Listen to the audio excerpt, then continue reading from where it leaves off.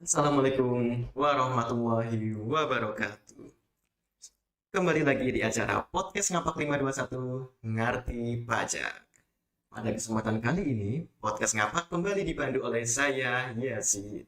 Dan telah datang di tengah-tengah kita Bapak Rahmat Hidayat Iya, dari Lokapom. Selamat datang Bapak Rahmat Hidayat. iya, terima kasih Mas Yesi. Oke, apa kabar Pak? Alhamdulillah. Mas Yesi gimana? Alhamdulillah baik. Sudah makan apa belum ini? Udah siang-siang. Alhamdulillah, barusan sih Pak. Oh, udah. Oh, Bapak sudah? Sudah, alhamdulillah. Oh iya, ini kan beliau dari Bapak Lokapom nih. Kalau boleh tahu mungkin di Lokapom sebagai apa Pak? Saya sebagai pengawas farmasi makanan ahli muda untuk fungsi informasi dan komunikasi. Jadi untuk di Lokapom Kabupaten Banyumas kita ada beberapa fungsi, fungsi pemeriksaan, informasi dan komunikasi, fungsi TU, fungsi penindakan. Kebetulan saya untuk di fungsi informasi dan komunikasi. Fungsi informasi dan komunikasi. Oh iya. Mungkin kawan pajak ada yang masih bertanya-tanya nih, apa bedanya Lokapom dan BPOM gitu Pak?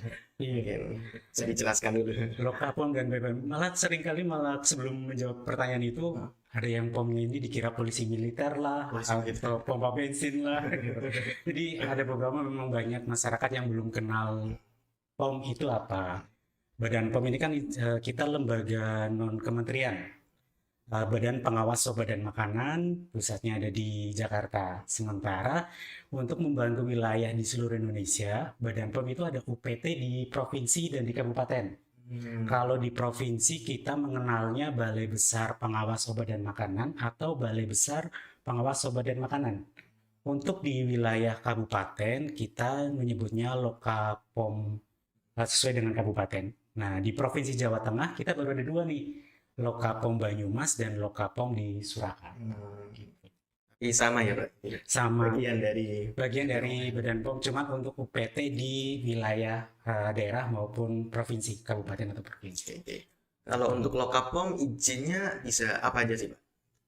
Untuk layanan perizinan, Layanan perizinan. kita kan kalau Badan Pengawas Obat dan Makanan terkait dengan obat dan makanan, tapi tidak semua makanan yang dimasukkan ke mulut itu izinnya Badan POM. Kita lebih ke makanan pangan olahan. Jadi untuk layanan perizinan kita ada layanan sertifikasi dan layanan izin edar. Untuk layanan sertifikasi kita mengenalnya ada sertifikasi cara produksi pangan olahan yang baik, cara produksi obat yang baik, cara produksi kosmetik yang baik, bahkan kita juga memberikan izin untuk surat keterangan impor maupun surat keterangan ekspor nih Mas Yasid. Kemudian untuk izin edarnya tentu saja obat dan makanan. Ada pangan olahan, kosmetik, suplemen kesehatan, obat tradisional, dan obat. Itu yang kita. Nah, kalau dikembalikan lagi ke Lokapom, masing-masing ada kewenangannya juga sih. Iya. Gitu. Terus untuk yang wajib didaftarkan sama yang tidak itu apa aja Pak? Sama selain makanan kira-kira itu apa lagi Pak yang bisa dapat izin dari BPOM? Kalau makanan kita ada dua nih yang diwajib untuk didaftarkan. Yang penting adalah masa simpannya lebih dari 7 hari. Nah, untuk pangan olahan kita bisa mendaftarkannya, masyarakat ini bisa mendaftarkannya ke Dinas Kesehatan untuk mendapatkan izin edar PIRT, Pangan Industri Rumah Tangga, atau didaftarkan ke Badan POM untuk mendapatkan izin edar berupa MD, makanan dalam negeri, maupun ML, makanan luar negeri. Masing-masing tentu saja ada batasannya. Kalau mendasarnya adalah untuk pangan industri rumah tangga, jika skala produksinya masih menyatu dengan dapur rumah tangga, itu diperbolehkan sebagai PIRT. Tapi dikecualikan nih, nggak bisa semua didaftarkan sebagai PIRT. Oh, nggak bisa semua. Nggak bisa, harus di Badan POM malah, seperti air minum dalam kemasan. Kemudian frozen food, pangan SNI, itu nggak bisa. Itu salah satu contohnya. Gitu. Kalau produk kosmetik itu udah jelas di kami ya Badan POM, kemudian obat tradisional, suplemen kesehatan, dan tentu saja obat. Untuk jangka waktu pengajuan izinnya itu kira-kira sekitar berapa lama Pak? Jangka waktu pengajuan izin kami kembalikan ke pelaku usaha ya kebanyakan, karena kalau misalkan lama atau cepatnya itu tergantung dari kelengkapan dari pelaku usaha ketika mengajukan. Tapi proses perizinannya paling lama itu 30 hari kerja untuk produk resiko tinggi. Kalau yang itu yang paling lama ya. Tapi kalau udah menengah rendah atau menengah tinggi, tentu saja lebih cepat. Gitu. Paling lama 30 hari kerja untuk dikeluarkannya izin edar, proses pendaftaran. Terus setelah misalnya masyarakat mendaftarkan izin dari BPOM itu nanti ada masa berlakunya kira-kira itu? Iya, tentu saja. Kayaknya semua perizinan ada masa berlakunya ya, bukan hanya izin edar dari Badan POM. Kecuali kayaknya NPWP itu masa berlakunya seumur hidup. KTP juga. KTP juga, iya. Gitu. Kalau misalkan izin edar yang dikeluarkan oleh Badan POM berlakunya 5 tahun. 5 tahun. Tapi dalam 5 tahun itu tentu saja bisa melakukan perubahan, variasi atau apa dalam jangka 5 tahun. Tapi maksimal adalah 5 tahun. Sebelum 5 tahun kami himbau 6 bulan sebelum expire itu disarankan untuk mulai proses pengajuan pendaftaran ulang. Iya, biar nggak lewat masa edarnya udah habis, tiba-tiba ngocok-ngocok petugas ini cepet gitu kan, nggak bisa juga.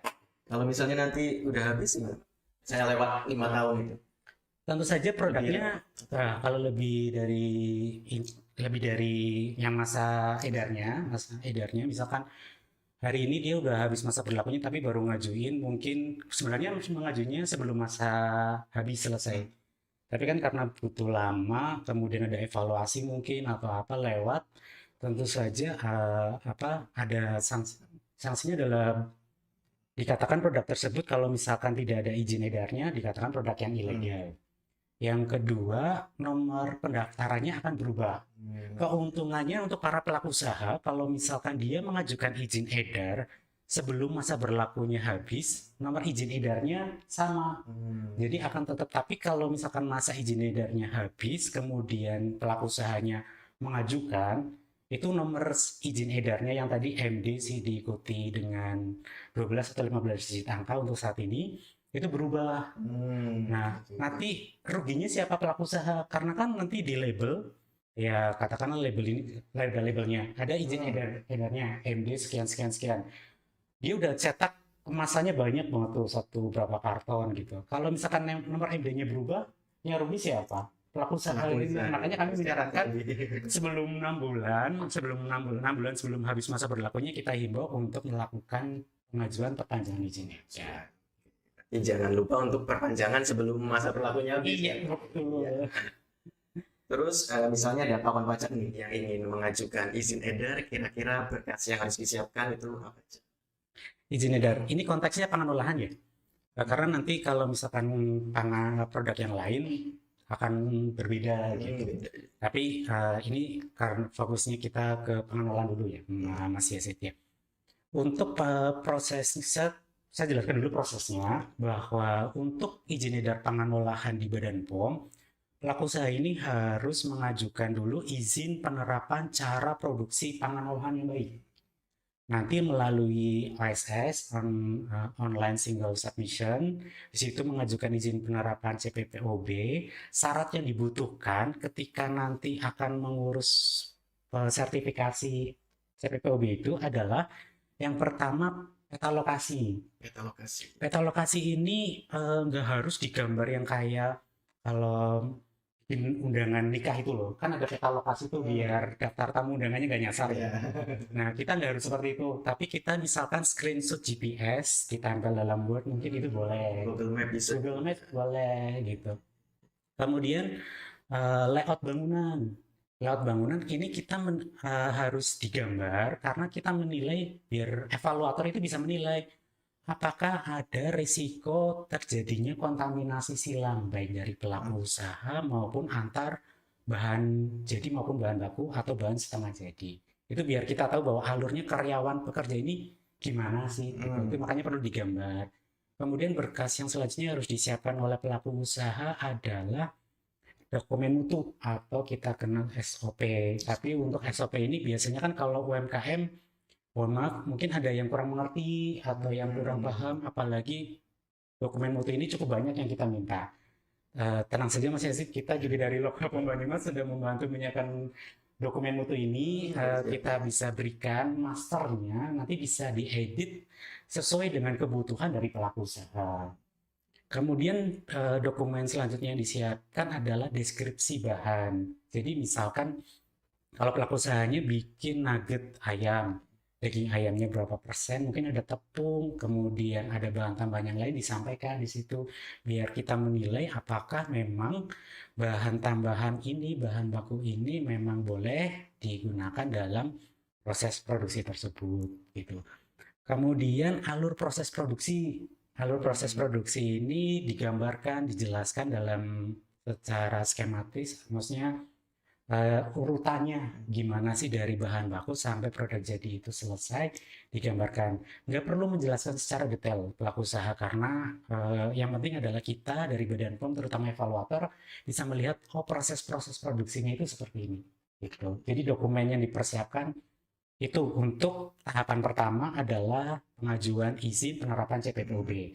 Jika pelaku usaha sudah mendapatkan izin penerapan CPPOB itu atau izin sertifikat CPPOB itu, pelaku usaha bisa mendaftarkan produknya ke Badan POM melalui OSS juga gitu.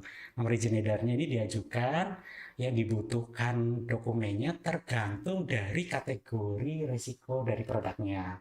Apakah menengah rendah, menengah tinggi, atau tinggi? Karena masing-masing sarannya berbeda nih Mas Yasid.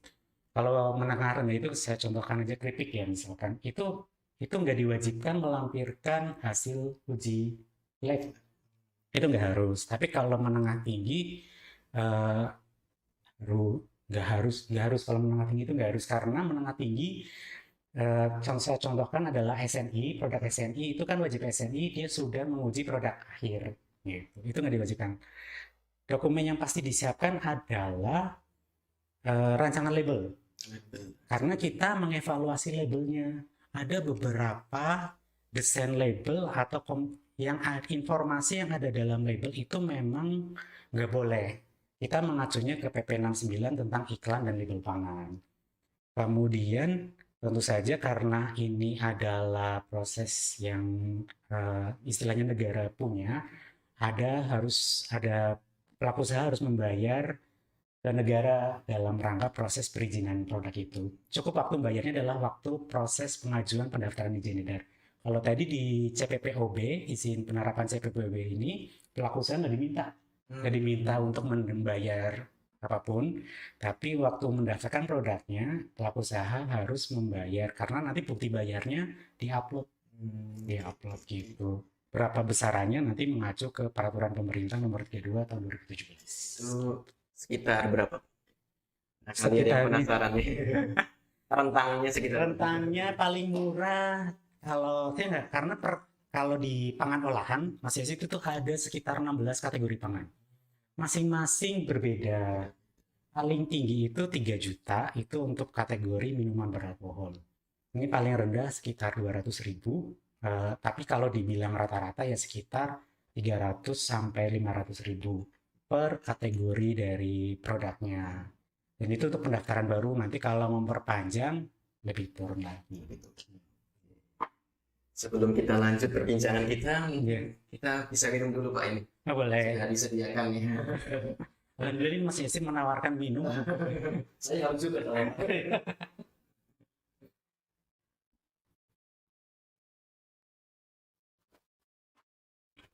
Oke, alhamdulillah kita lanjut ya Pak. Iya. Kalau misalnya masyarakat sudah ini mengajukan, nanti untuk proses secara singkat di BPOM-nya itu gimana? Kapan yang diteliti mungkin? Nah, kalau tadi secara umum saya menjelaskan adalah proses dari alur pendaftaran izin produk. Jadi dari izin penerapan cara produksi pangan olahan yang baik dan izin edar. Lalu setelah produk itu beredar, ya pasti kita akan melakukan pengawasan juga. Nah, bedanya nanti kalau tadi ada informasi yang kurang, kalau misalkan di menengah rendah itu kita akan minta sertifikat pemenuhan komitmen. Artinya, ya istilahnya kita kan dalam hal ini pemerintah sekarang membantu para pelaku usaha. Perizinannya itu dipermudah. Jadi CPPOB ini cara produksi izin penerapan CPPOB ini nggak harus kita datengin ke tempat pelaku usahanya, tapi kita semuanya by online, jadi cuman evaluasi dokumen aja. evaluasi dokumen aja nanti bisa dikeluarkan. Nah, kalau udah keluar langsung lanjut ke nomor izin edar.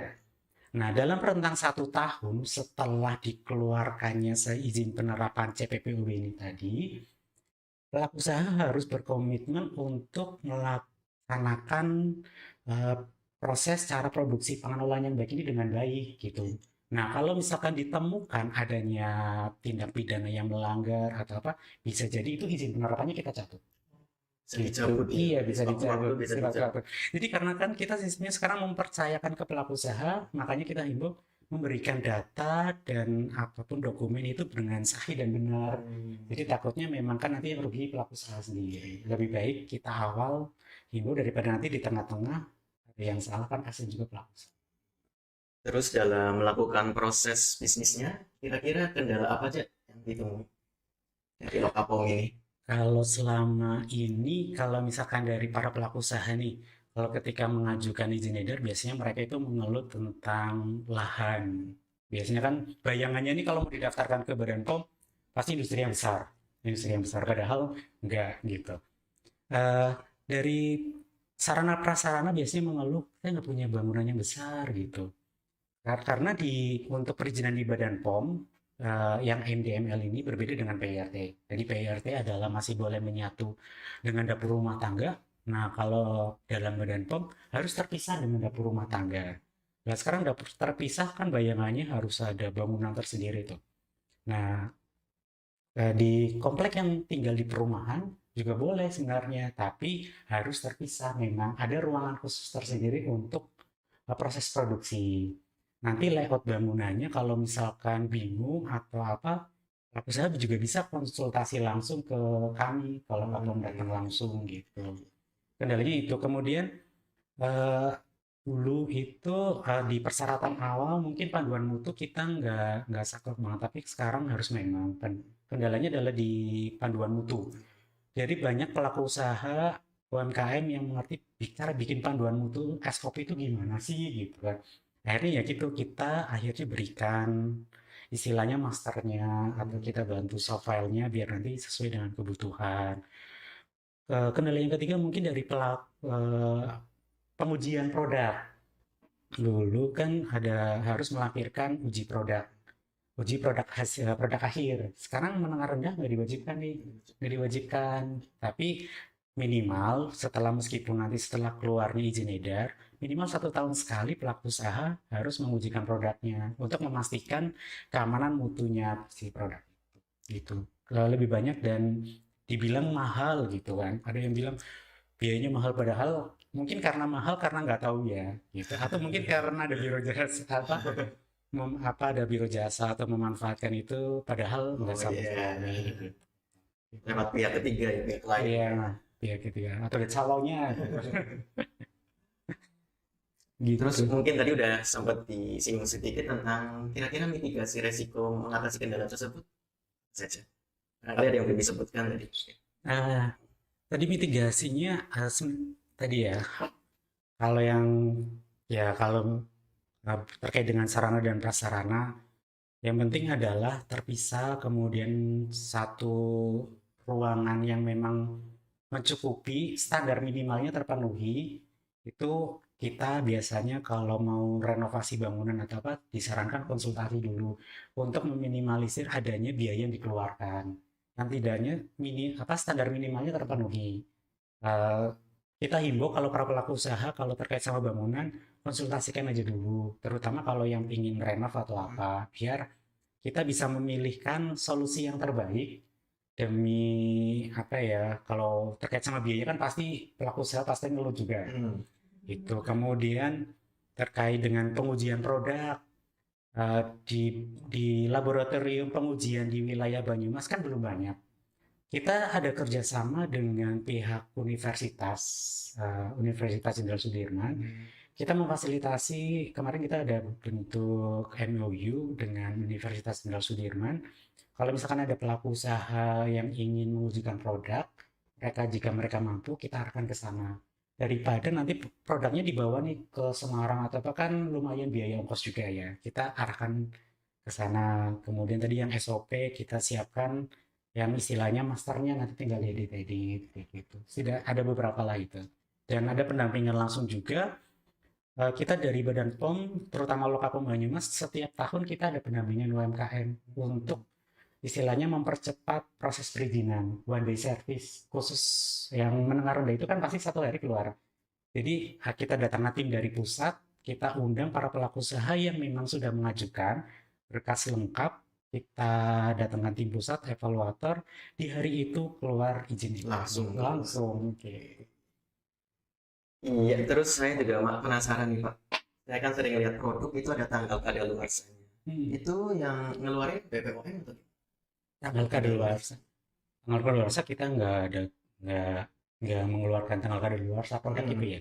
Yang memastikan bahwa keamanan mutu produknya itu adalah yang tahu adalah si industrinya, si pelaku usahanya. Jadi yang mencantumkan ya pelaku usahanya. Kita nggak bilang, oh ini tanggal expired date-nya 1 tahun ya. Terus besok lagi ini expirednya 2 tahun ya gitu. Enggak, karena ya tergantung dari pelaku usaha itu menjamin stabilitas bahwa produk itu aman sampai tanggal berapa itu adalah industrinya sendiri. Yang tahu barangnya dewek ya pelaku usahanya, bukan kita gitu. Berarti bukan dari Lokapomnya. Iya, gitu. Terus mungkin terakhir ini Pak, mungkin ada yang ingin disampaikan ke kawan pajak semuanya. Untuk kawan pajak khususnya di daerah Banyumas mungkin ini juga akan dilihat dari seluruh Indonesia kali. Iya. Ini menjelang Natal dan Tahun Baru pasti banyak pangan ya bukan hanya pangan sih sebenarnya, tapi komoditi obat dan makanan yang banyak promosinya mungkin ya. Gitu. Kami menghimbau para konsumen untuk menjadi konsumen yang cerdas dan bijak di masa siasat. Apa sih konsumen yang cerdas dan bijak ini? Kita himbau untuk selalu cek kemasan, cek label, cek izin edar, dan cek kadaluarsa. Cek kemasannya apa? Pastikan kemasannya tidak penyok, rusak, atau apa. Karena kebanyakan kalau misalkan, kalau Mas Yasi sendiri lihat di retail-retail, ya produk-produk yang kaleng lah, itu kan ada resiko penyok besar, ada, kemudian berkarat juga mungkin ada. Jadi cek kemasannya, kemudian cek labelnya. Baca informasi yang tertera pada label karena mungkin ada konsumen yang sesuai dengan acuan gizinya atau ada peringatan-peringatan tertentu yang memang konsumen itu hindari, misalkan alergen. Jadi cek labelnya, kemudian cek izin edar dari Badan POM. Masyarakat ini bisa mengeceknya melalui aplikasi dengan mengunduh dan menginstal lewat Play Store itu di Bepom Mobile. Itu nanti tinggal masukkan kode registrasinya, MD, sekian-sekian. Nggak perlu menuliskan MD-nya, langsung digitnya angka aja. Itu nanti keluar, oh ini diproduksi oleh siapa, kemasan berapa. Itu cara mengecek izin edarnya, kemudian cek kadaluarsanya. Terutama kan kalau misalkan menjelang Natal dan Tahun Baru ini banyak bingkisan mungkin ya, kartel gitu. Udah sampai di rumah, si ibu, jangan dibuka sayang, buat lihat-lihat aja, buat lengan gitu ya. Akhirnya diawet-awetin sampai tahun depan, ternyata expired date-nya bulan depan. Jadi sebelum mengkonsumsi, cek kadaluarsanya dulu, dan bahkan membeli, jangan sampai tergiur nih, beli 1 bonus 3 bahkan. Jadi pastikan kadaluarsanya, karena kalau misalkan sudah lewat kadaluarsa, yang salah yang konsumen, karena kadaluarsa ini kan yang menjamin adalah industrinya. Selagi disimpan sesuai dengan petunjuknya, disimpan di lemari pendingin kah, di suhu ruang kah, atau di freezer seperti itu. Jadi konsumen yang bijak itu penting dengan cara cek kemasan, cek label, izin edar dan kadaluarsa. Gitu. Nanti kalau Mas Edit mau beliin buat pacarnya, pastikan dulu ke cek gitu. Dan sampai ngasih ke pacarnya tuh, udah berkeluar belum Mas? Belum. Belum. Masih saja Pak. Belum. Jadi ini nggak ada diklanin ya? Nggak ada. Nggak ada. Nanti beda tempat. Oh, beda tempat. Ya beda tapi pembicaraan. Mungkin di kesempatan berikutnya. Iya. Gitu Mas. Oke, demikian kawan pajak bincang-bincang kami bersama dengan Bapak Rahmat Hidayat dari Lokapom Kabupaten Banyumas. Terima kasih juga Mas ya sudah mengundang kami dari Lokapom Banyumas. Terima kasih kepada Pak Rahmat. Oke, sampai jumpa di podcast Ngapak 521 berikutnya. Assalamualaikum warahmatullahi wabarakatuh.